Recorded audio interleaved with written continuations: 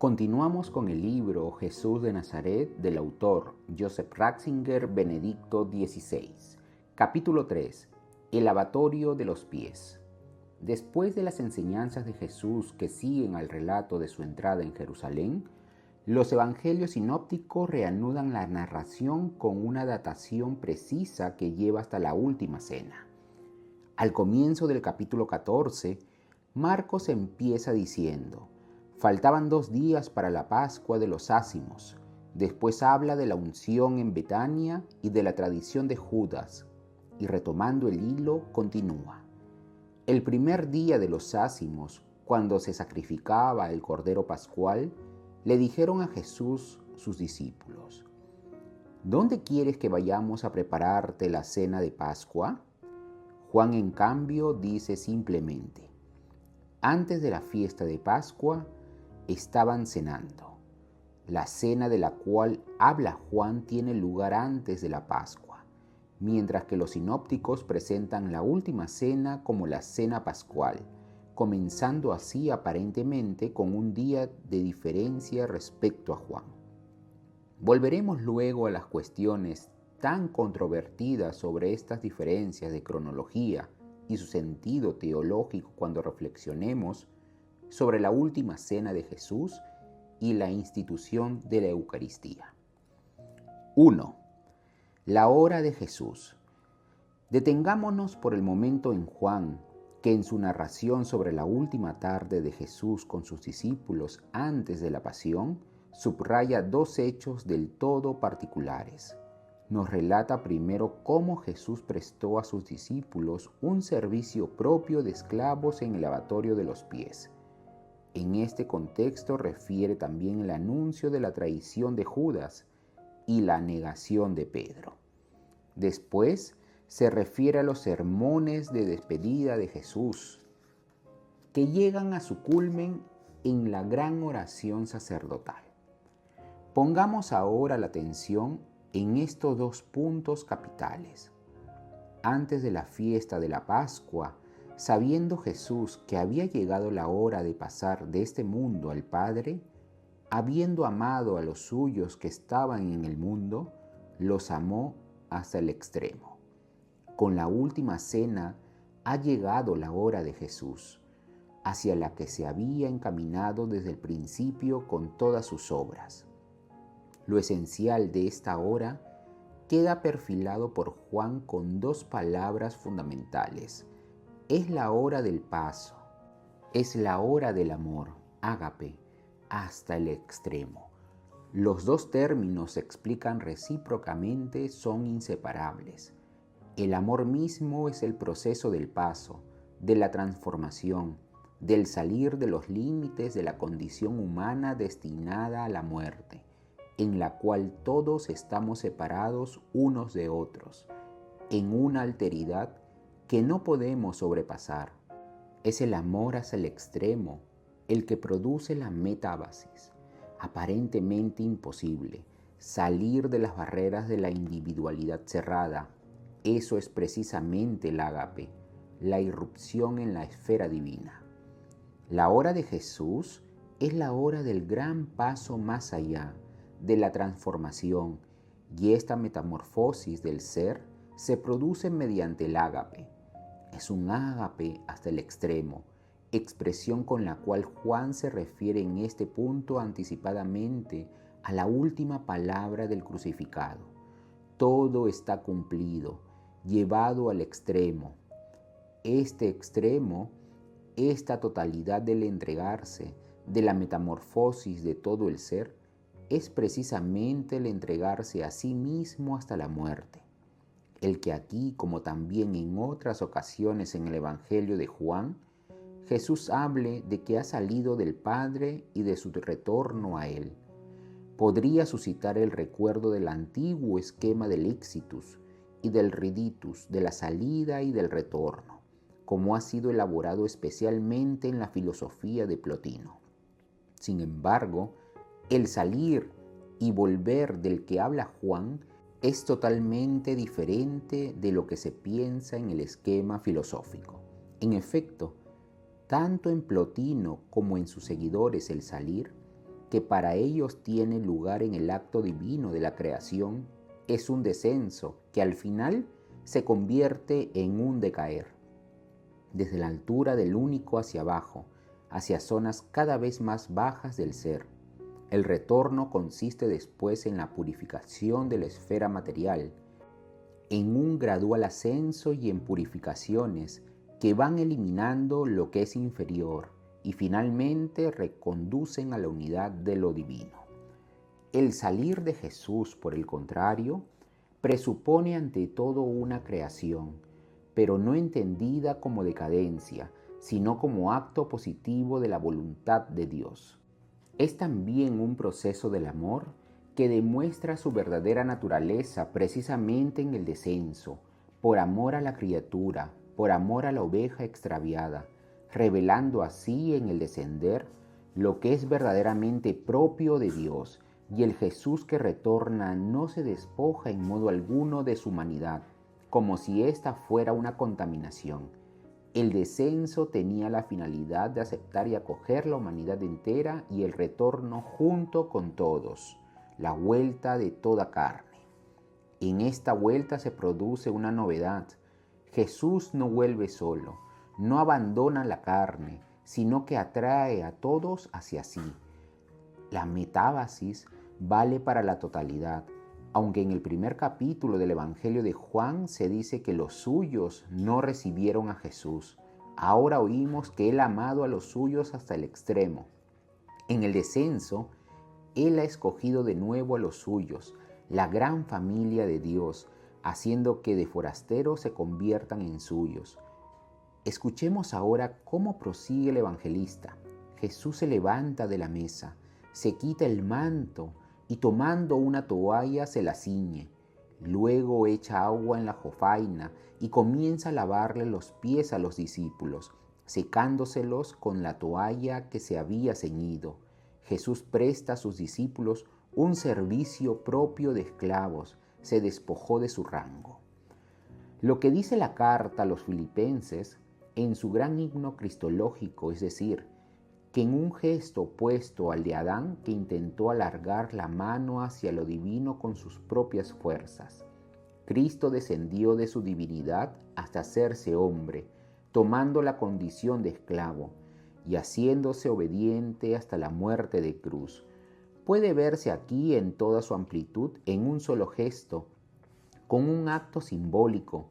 Jesús aclara el conjunto de su servicio salvífico, se despoja de su esplendor divino, se arrodilla, por decirlo así, ante nosotros, lava y enjuga nuestros pies sucios para hacernos dignos de participar en el banquete nupcial de Dios.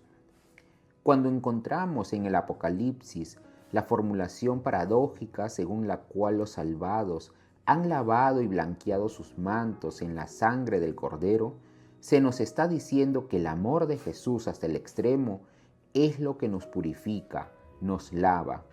El gesto de lavar los pies expresa precisamente esto. El amor servicial de Jesús es lo que nos saca de nuestra soberbia y nos hace capaces de Dios, nos hace puros. 2. Ustedes están limpios. En el pasaje del lavatorio de los pies aparece por 3 veces la palabra puro, limpio. Con eso Juan retoma un concepto fundamental de la tradición del Antiguo Testamento, como también del mundo de las religiones en general. Para comprender, comparecer ante Dios, entrar en comunión con Dios, el hombre ha de ser puro, pero cuanto más se adentra en la luz, tanto más se siente sucio y necesitado de purificación.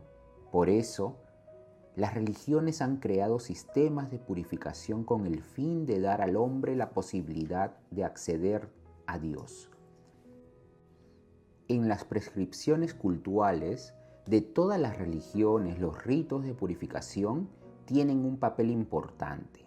Dan al hombre una idea de la santidad de Dios y también de la propia oscuridad de la cual ha de ser liberado para poder acercarse a Él. En el judaísmo observante de los tiempos de Jesús, el sistema de las purificaciones cultuales dominaba toda la vida. En el capítulo 7 del Evangelio de Marcos encontramos la toma de posición fundamental de Jesús ante este concepto de pureza cultural que se obtiene mediante prácticas rituales. Pablo ha tenido que afrontar repetidamente en sus cartas dicha cuestión sobre la pureza ante Dios. En Marcos vemos el cambio radical que Jesús ha dado al concepto de pureza ante Dios. No son las prácticas rituales lo que purifica. La pureza y la impureza tienen lugar en el corazón del hombre y dependen de la condición de su corazón. Pero surge inmediatamente una pregunta. ¿Cómo se hace puro el corazón? ¿Quiénes son los hombres de corazón puro, los que pueden ver a Dios? La exégesis liberal ha dicho que Jesús habría reemplazado la concepción ritual de la pureza por una orden moral. En el lugar del culto y su mundo se opondría ahora la moral. Consiguientemente, el cristianismo sería esencialmente una moral, una especie de rearme ético. Pero así no se hace justicia a la novedad del Nuevo Testamento. La verdadera novedad se comienza a entrever cuando en los Hechos de los Apóstoles, Pedro toma posición frente a la objeción de los fariseos convertidos a la fe en Cristo, que pretendían la circuncisión de los cristianos procedentes del paganismo y exigirles guardar la ley de Moisés.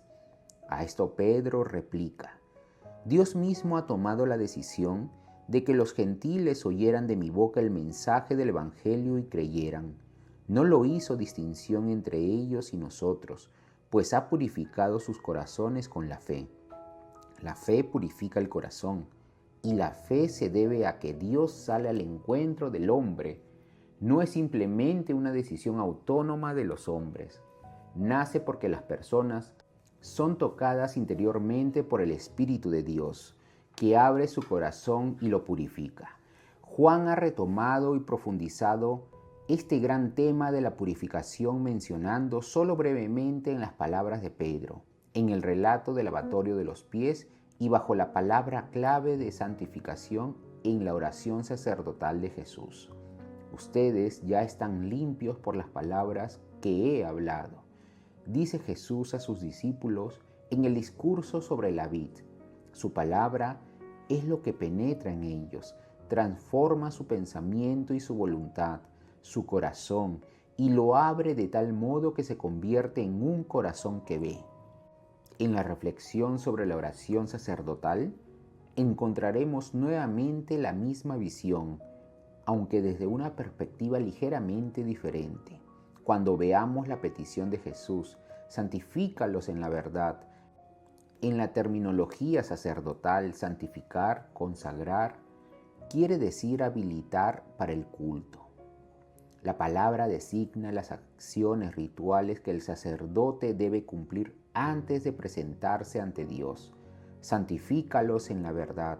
La verdad es ahora el lavatorio que hace a los hombres dignos de Dios. Esto nos permite comprender aquí a Jesús. El hombre debe estar inmerso en la verdad para que sea liberado de la suciedad que lo separa de Dios. A este respecto, no podemos olvidar que Juan no toma en consideración un concepto abstracto de verdad. Él sabe que Jesús es la verdad en persona. En el capítulo 13 del Evangelio, el gesto de Jesús de lavar los pies aparece como la vía de purificación. Se expone una vez más lo mismo, pero desde otro punto de vista. El lavatorio que nos purifica es el amor de Jesús, el amor que llega hasta la muerte. La palabra de Jesús no es solamente palabra, sino Él mismo, y su palabra es la verdad y es el amor. En el fondo, es absolutamente lo mismo que Pablo expresa de un modo más difícil de entender para nosotros, cuando dice que somos justificados por su sangre. Y es también lo mismo que explica la carta a los Hebreos en su gran visión del sumo sacerdocio de Jesús. En el lugar de la pureza ritual no ha entrado simplemente la moral, sino el don del encuentro con Dios en Jesucristo. Se impone aquí de nuevo la confrontación con las filosofías platónicas de la antigüedad tardía, que giran en torno al tema de la purificación, como por ejemplo, una vez más en Plotino. Esta purificación se alcanza por un lado a través de los ritos y por otro, y sobre todo, a través de la ascensión gradual del hombre hacia las alturas de Dios. De este modo el hombre se purifica de lo material, se convierte en espíritu y por tanto en puro. Por el contrario, en la fe cristiana es precisamente el Dios encarnado quien nos purifica verdaderamente y atrae la creación hacia la unidad con Dios. La espiritualidad del siglo XIX ha vuelto a convertir en unilateral el concepto de pureza, reduciéndolo cada vez más la cuestión del orden en el ámbito sexual, contaminándolo también nuevamente con la desconfianza respecto a la esfera material y al cuerpo. En la gran aspiración de la humanidad a la pureza, el Evangelio de Juan, Jesús mismo nos indica el rumbo. Él, que es Dios y hombre al mismo tiempo, nos hace capaces de Dios. Lo esencial es estar en su cuerpo, el estar penetrados por su presencia. Quizás sea útil hacer notar ahora que la transformación del concepto de pureza en el mensaje de Jesús demuestra una vez más lo que hemos visto en el capítulo 2 sobre el final de los sacrificios de animales respecto al culto y al nuevo templo.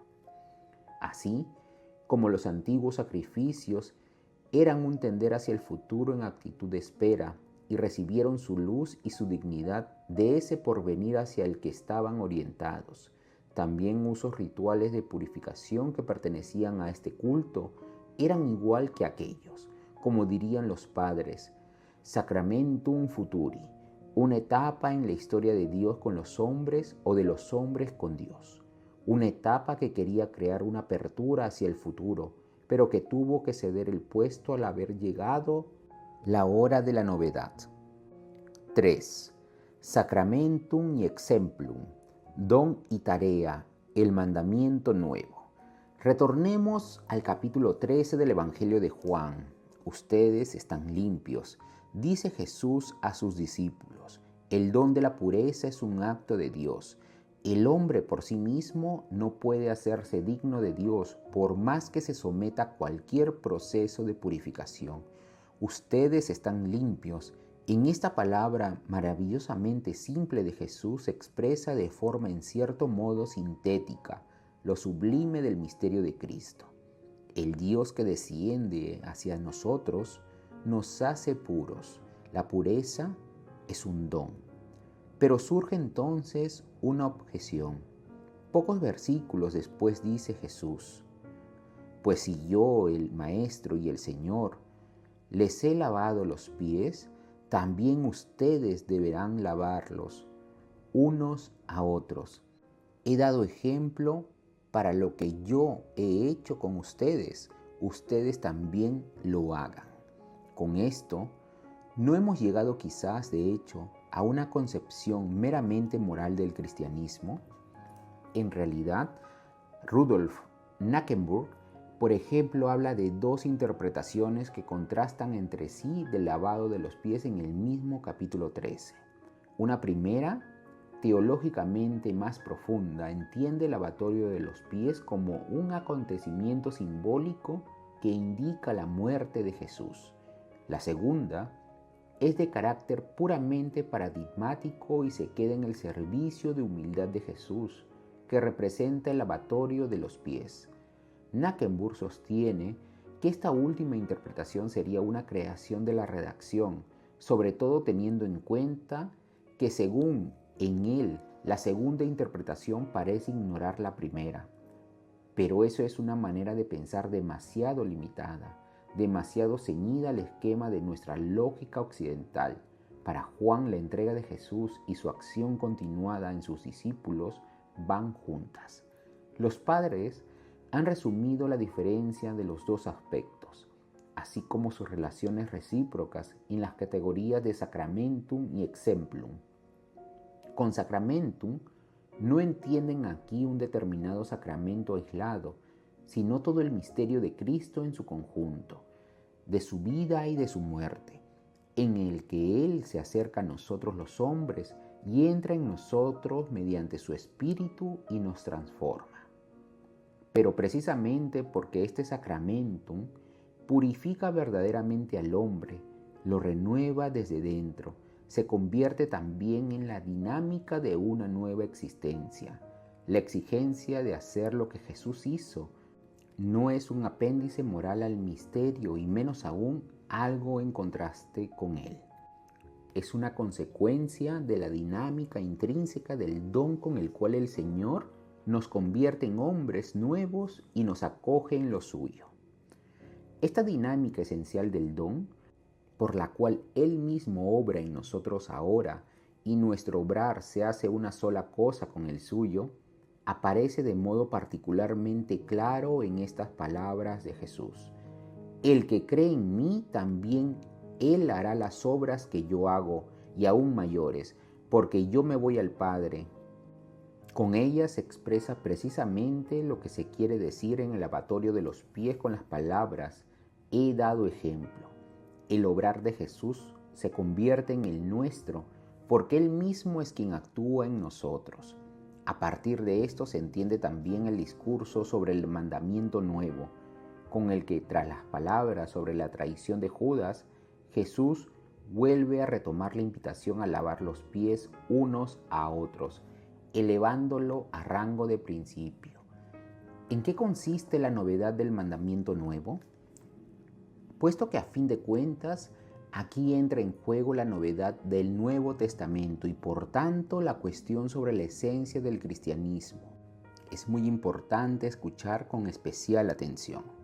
Se ha dicho que la novedad, más allá del mandamiento ya existente del amor al prójimo, se manifiesta en la expresión amar como yo los he amado, es decir, en amar hasta estar dispuestos a sacrificar la propia vida por el otro. Si consistiera en esto la esencia y la totalidad del mandamiento nuevo, entonces habría que definir el cristianismo como una nueva especie de esfuerzo moral extremo. Así interpretan muchos también el Sermón de la Montaña. Respecto al antiguo camino de los 10 mandamientos, que indicaría algo así como la senda normal para el hombre común, el cristianismo habría inaugurado con el Sermón de la Montaña el camino más elevado de una exigencia radical, con la cual se habría manifestado en la humanidad un grado superior de humanismo. Pero en realidad, ¿quién puede decir de sí mismo que se ha elevado por encima de la mediocridad del camino de los 10 mandamientos, que los ha dejado atrás como algo que se da por descontado, por decirlo así, y que ahora camina por vías más elevadas en la nueva ley? No, la verdadera novedad del mandamiento nuevo no puede consistir en la elevación de la exigencia moral. Lo esencial también en estas palabras no es precisamente la llamada a una exigencia suprema, sino al nuevo fundamento del ser que se nos ha dado.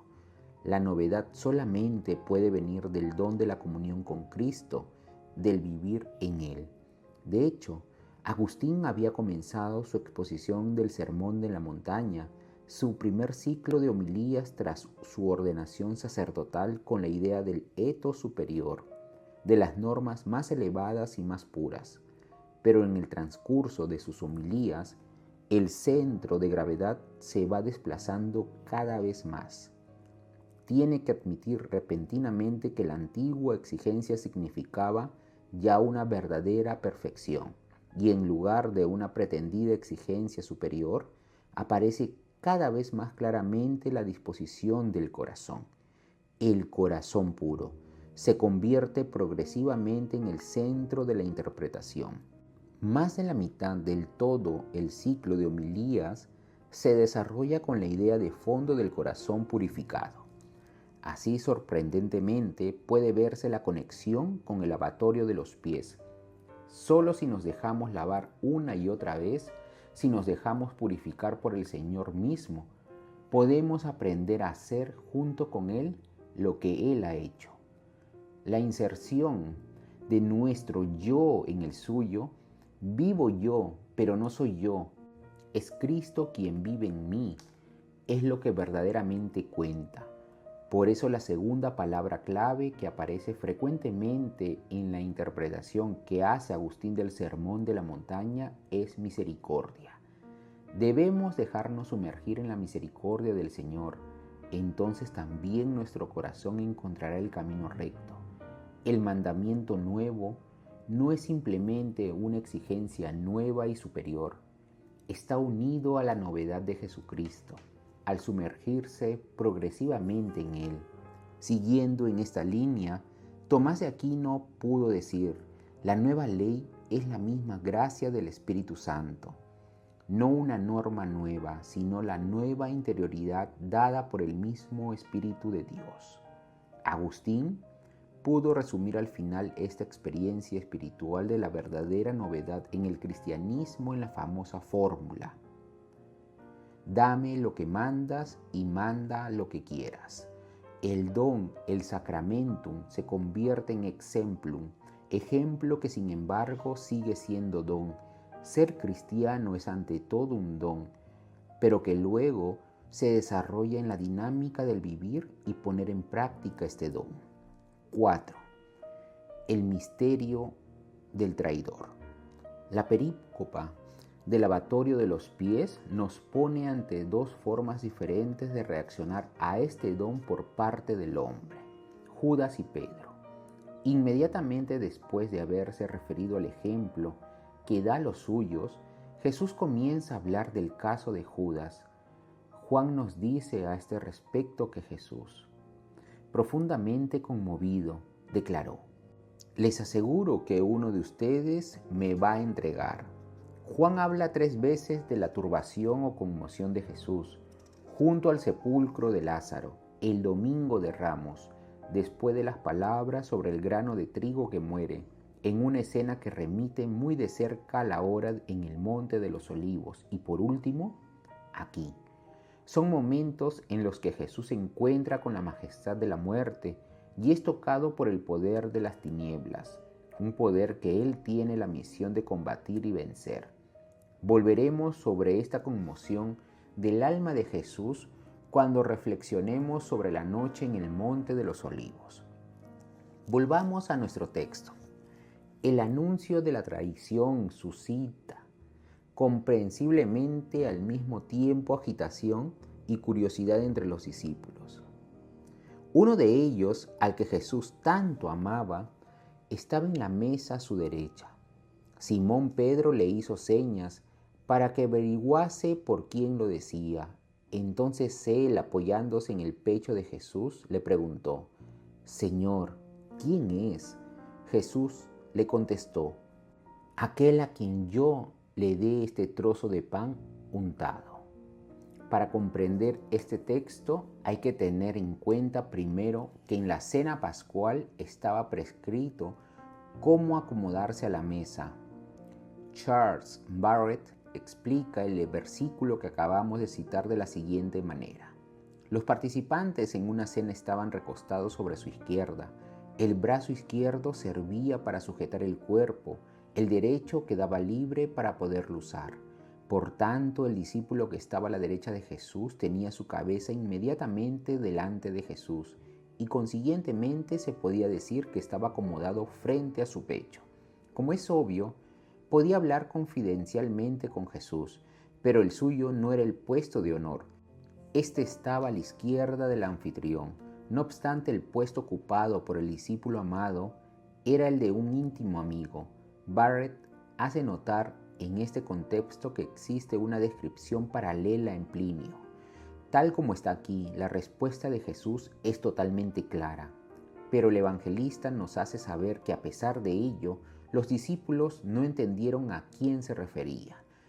Podemos suponer, por tanto, que Juan, repensando lo acontecido, haya dado a la respuesta una claridad que no tenía para los presentes en aquel momento.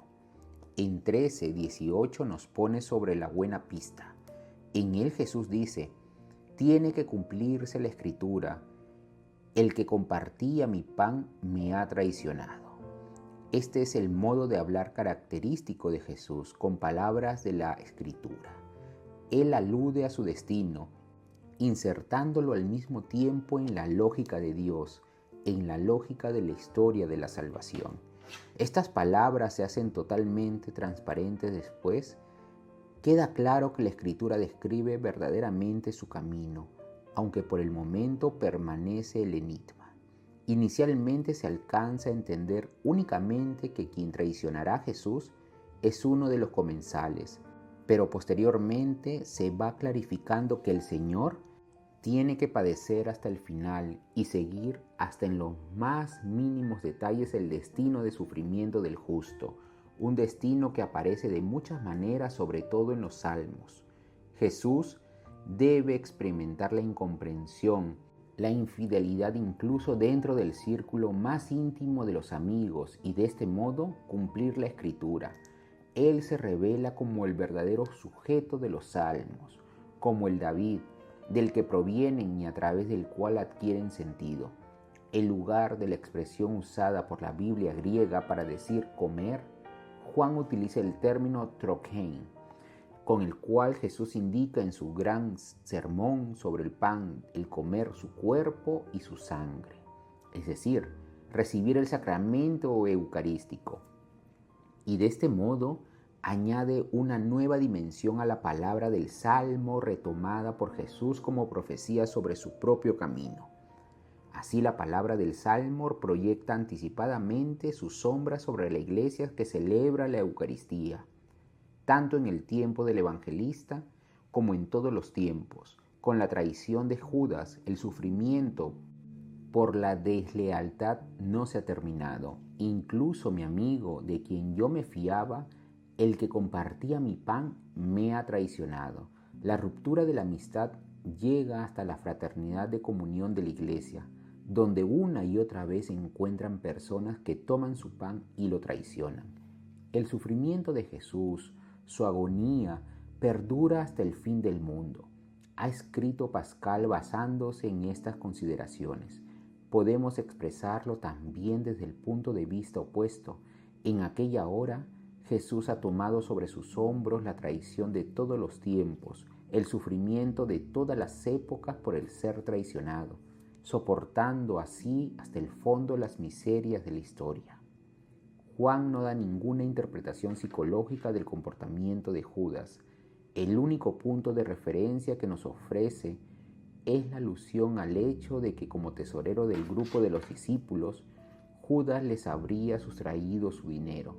Por lo que se refiere al contexto que nos interesa, el evangelista dice solo lacónicamente: entonces tras el bocado entró en él Satanás. Lo que sucedió con Judas para Juan ya no es explicable psicológicamente. Ha caído bajo el dominio de otro, quien rompe la amistad con Jesús, quien se sacude de encima su yugo ligero, no alcanza la libertad, no se hace libre, sino que por el contrario se convierte en esclavo de otros poderes, o más bien el hecho de que traicione esta amistad proviene ya de la intervención de otro poder al que ha abierto sus puertas. Y sin embargo, la luz que se había proyectado desde Jesús en el alma de Judas no se oscureció completamente. Hay un primer paso hacia la conversión. He pecado, dice a sus mandantes. Trata de salvar a Jesús y devuelve el dinero. Todo lo puro y grande que había recibido de Jesús seguía grabado en su alma. No podía olvidarlo. Su segunda tragedia después de la traición es que ya no logra creer en el perdón. Su arrepentimiento se convierte en desesperación. Ya no ve más que a sí mismo y sus tinieblas. Ya no ve la luz de Jesús, esa luz que puede iluminar y superar incluso las tinieblas. De este modo nos hace ver el modo equivocado del arrepentimiento. Un arrepentimiento que ya no es capaz de esperar, sino que ve únicamente la propia oscuridad. Es destructivo y no es un verdadero arrepentimiento.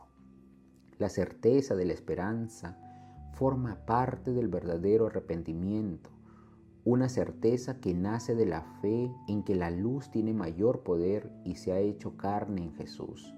Juan concluye el pasaje sobre Judas de una manera dramática con las palabras: en cuanto Judas tomó el bocado, salió.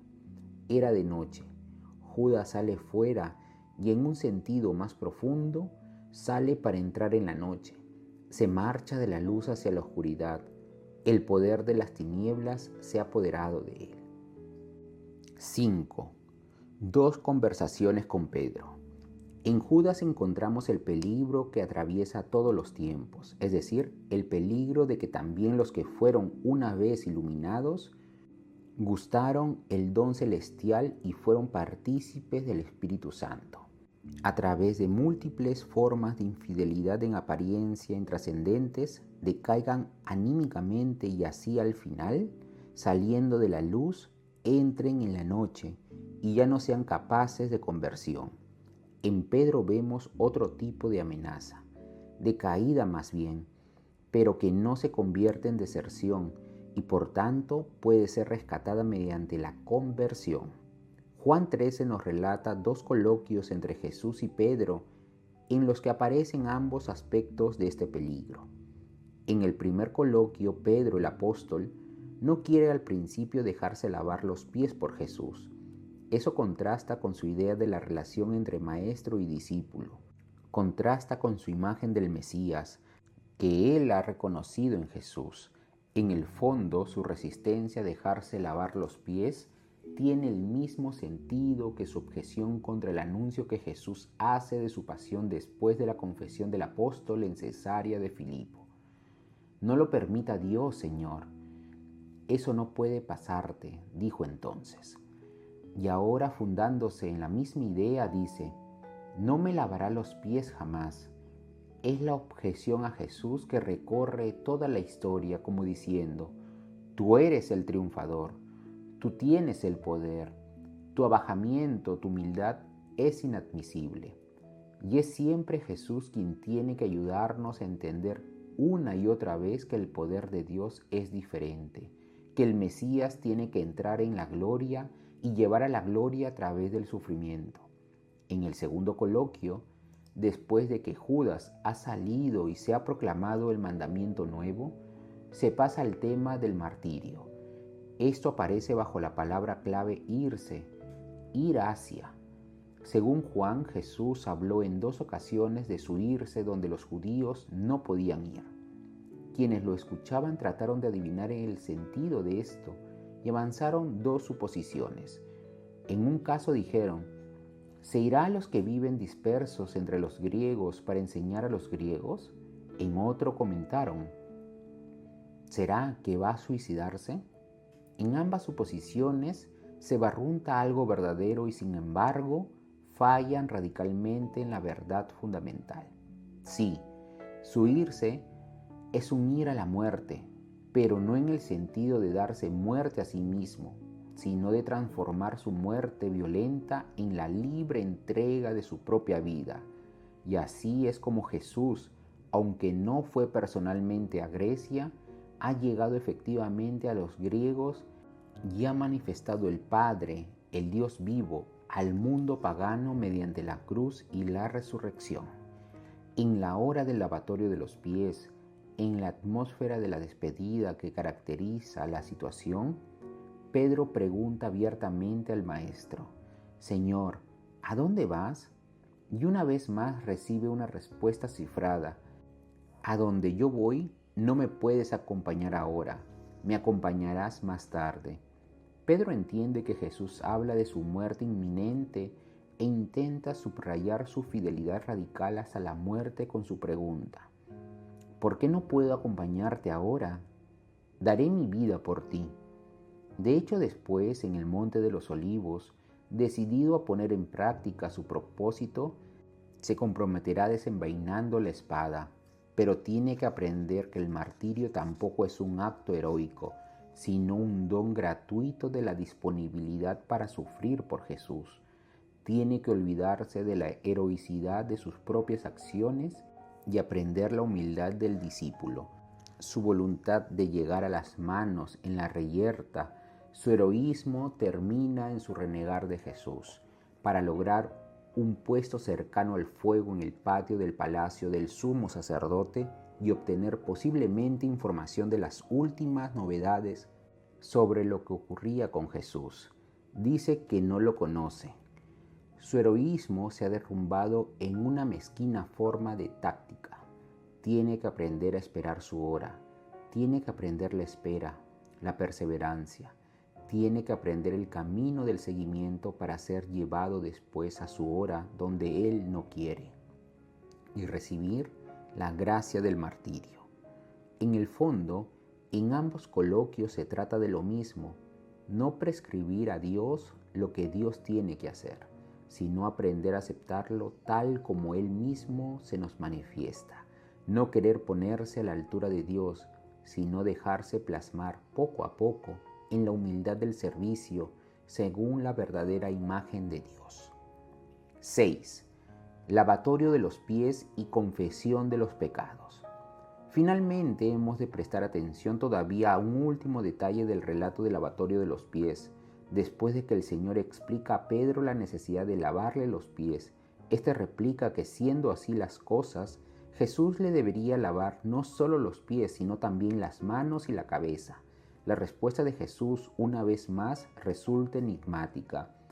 Uno que se ha bañado no necesita lavarse más que los pies porque todo él está limpio.